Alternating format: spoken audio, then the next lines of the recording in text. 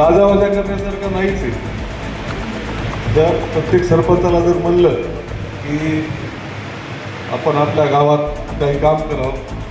तर हक्का साहेब, विजय साहेब, तुमच्यासारखा प्रत्येक सरपंच या परभणी जिल्ह्याला लाभावा अशी मी प्रार्थना करतो. आणि आज प्रत्येक सरपंचाला असं वाटतंय की 25-15 येऊ दे, DPDC येऊ दे आणि सिमेंट रोड नालीच येऊ दे, की गावातला कचरा कसा बाहेर काढायचा, हे गाव आपलं स्वच्छ कसं होईल,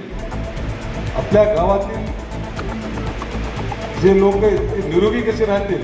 ह्याचा विचार खूप कमी सरपंच करतात. त्यामुळं माझ्या कार्यकाळात आणि मागे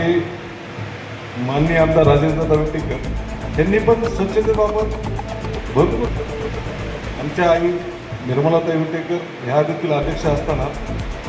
त्यांनी देखील चांगलं काम या जिल्हा परिषदमध्ये स्वच्छतेबाबतीत केलेलं आहे. मला आठवत आहे बऱ्याचशा मोठ्या गावांना ओला कचरा आणि सुका कचरा हे वेगवेगळा घेऊन जाण्यासाठी आपण काही वाहन खरेदी केले होते. त्याच धर्तीवर येणाऱ्या कार्यकाळात देखील आपण जास्तीत जास्त निधी या विभागाला कसा देता येईल आणि आपलं गाव कसं स्वच्छ राहील, कसं निरोगी राहील या बाबतीत आपण नक्कीच प्रयत्न करू. तुम्ही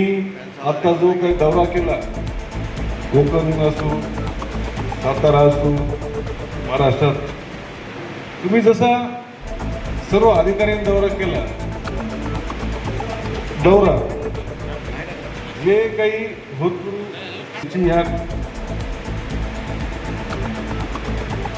ह्या घरकचरा असेल, सांडपाणी असेल, संत गाडगेबाबा स्वच्छता विषय असेल, नाही आणखी हागणदारी गाव असतं, ह्या सर्व तिथं तिथं तुम्ही फिरून आला, तिथं तिथं की जिथून आपल्याला काहीतरी घेता येईल ह्या अशा ठिकाणी ह्या काही सरपंचाची पण आपण नियुक्ती करून त्यांचा पण एक अभ्यास दौरा करावा, त्यांनाही पाठवावं की बाकी ठिकाणचे लोक कसं राहतात, काय करतात, त्या गावाचा सरपंच काय करतो, त्या गावाची लोक स्वतः लोकसभातून कसं आपलं गाव स्वच्छ राहील यासाठी प्रयत्न करतात.